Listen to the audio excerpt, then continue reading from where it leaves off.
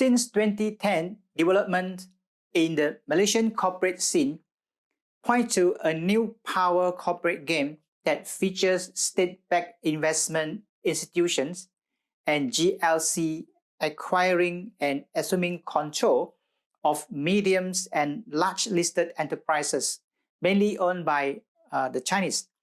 This lecture examines how Pemodalan Nasional Berhad, or PNB, and GLC have altered Chinese and Bumiputera ownership of corporate wealth in certain strategic sectors. As of 2013, PNB, a government investment institution, has investment in about 200 subsidiary companies in Malaysia. Given its financial power, PNB has acquired many large and strategic companies in finance, insurance, plantation, property, motor vehicle, logistic, infrastructure, energy, telecommunication, pharmaceutical, and chemical industry. PNB and GLC have gobbled up some Chinese-controlled medium and large enterprises with systematic strategies. The automotive sector is dominated by GLC and Bumiputera-owned companies. PNB has a 51% stake in UMW Toyota Sdn Bhd and 28% stake in Perodua. Samdabi, a subsidiary of PNB, is the sole distributor of BMW, imports and distributes commercial vehicles of Hino, UD, Nissan, Mitsubishi, Fuso, Hyundai, and Mack brands. It also assembles various Hyundai passengers and commercial vehicles. Other brands represented by Samdabi Motors include Mini, Rolls-Royce, Peugeot, Ford, and Land Rover. The Bunsil Group, one of the largest conglomerates of the country, has lost all distributorship for Honda, Mercedes-Benz, and Peugeot models, and is left with only the Honda motorbike business. The DRB Highcom Group, a Malay-controlled company, has an extensive distribution network for 6 brands of passenger car: Proton, Mitsubishi, Audi, Honda, Isuzu, and Suzuki, and 4 commercial and utility vehicles: Isuzu, Mahindra, Honda, and Mitsubishi. The Naja Group, also a Malay-controlled company, is the official distributor for Peugeot, Kia, Ferrari, Maserati, Citroën, Chevrolet, Brabus, Mercedes, and Perodua brands of passenger cars in the country. Today, there are only 3 Chinese business groups that hold an official distributorship of limited brands of passenger cars and commercial vehicles in Malaysia. The Hapsing Group is the sole authorized dealer for Mercedes-Benz commercial and passenger vehicles and Mitsubishi Fuso in East Malaysia, as well as authorized dealer of Mercedes-Benz and smart vehicles in the Klang Valley. The Budaya Group owns the distributions and retailing of Mazda vehicles in Malaysia, and the Tan Chong Group is the franchise holder and exclusive distributor of Nissan passenger and light commercial vehicle and Renault vehicles. In the commodities sector, a high-profile case of Chinese business interest giving way to state interest was that of sugar refining and distribution. The richest Malaysian businessman, Robert Koch, the acknowledged pioneer and the sugar king of the East, had to let go of Malayan sugar manufacturing company Sdn Bhd, or MSM, to state and Malay elite interests in year 2009. The reasons behind the disposal of Koch's entire sugar refining operations remain unknown.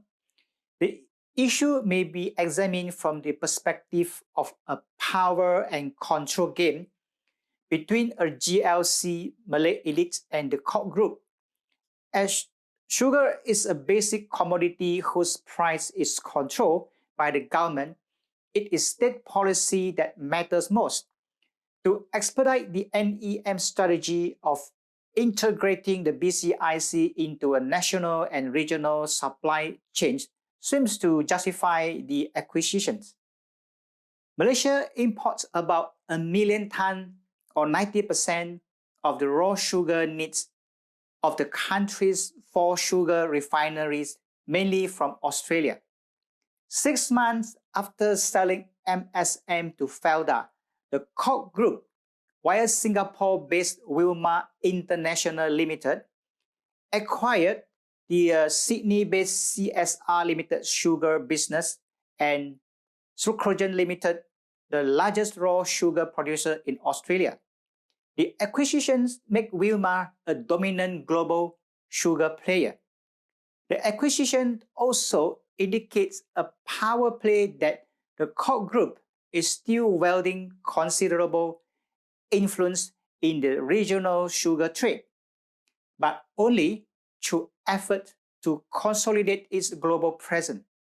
The takeover bids in the construction and property sector involve the wrestling of control of large and profitable developers such as SP Setia Berhad by PNB in the context of the 10 Malaysia plan, the NEM, the ETP. PNB is most probably building itself into a giant not only in the property sector to leverage on its advantage in the government's development plan of the Greater Kuala Lumpur, but also to expedite the formation of a network comprising smaller Bumiputera developers, contractors, and the whole supply chain in this sector in order to attain the goal outlined in the NEM.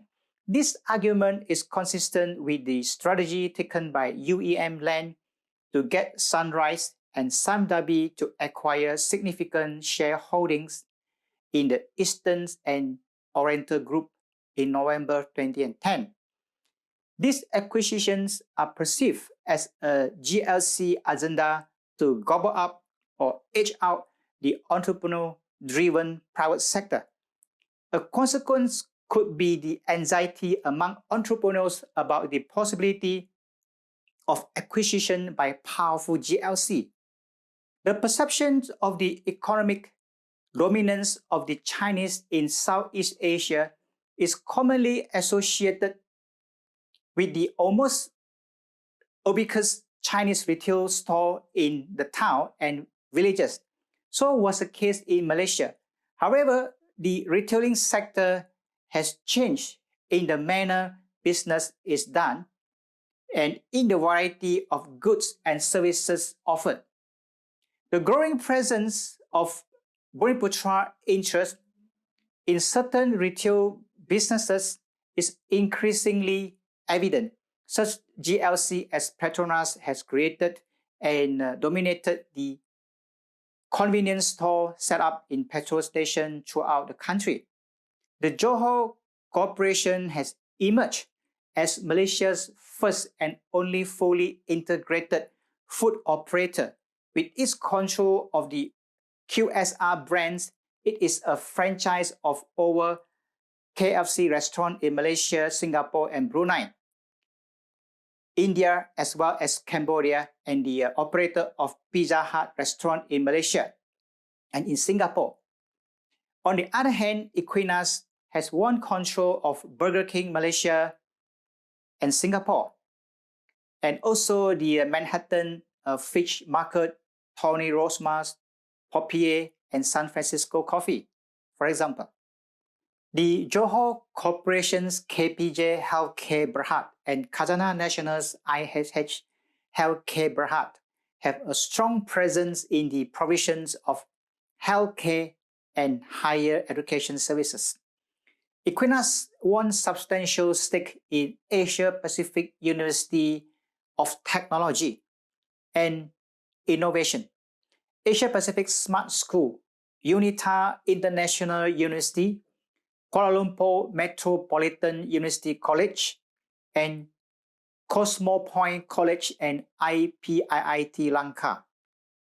It is all too clear that the affirmative action policy has shaped Malaysia's economic landscape through state-sponsored institutions empowered by legal instruments and vast financial resources. These institutions and their economic enterprises are symbols of power and control in the corporate sector that stem their dominance over private-owned enterprises of the largest scale. There is a significant difference between the state-constructed PCIC supply chain and the Chinese business network. The former supply chains tend to be driven by the state and has strong dependency syndrome, while the Chinese business network are more than an integrated structure and are strongly influenced by social and cultural dynamics. The Chinese business network are not defined explicitly by property, ownership, or control, but have flexible boundaries involving a series of relationships linking people together and capable of expansion or contraction as determined by circumstances of time and place. Persistent state intervention to prop up Bumiputera enterprises will be increasingly difficult to sustain in the context of economic liberalization and the move towards a more level playing field. However, Chinese entrepreneurship without state help remains resilient when they have access to knowledge and opportunity such as technopreneur that emerged in late 1980s, 1990s, and 2000s, who find their competitive edge in the global supply chains and maintain their competitiveness by moving up the value chains beyond the national border. A level playing field will unleash the full potential of ethnic Chinese entrepreneurship in Malaysia and propel the country toward high and sustainable economic growth.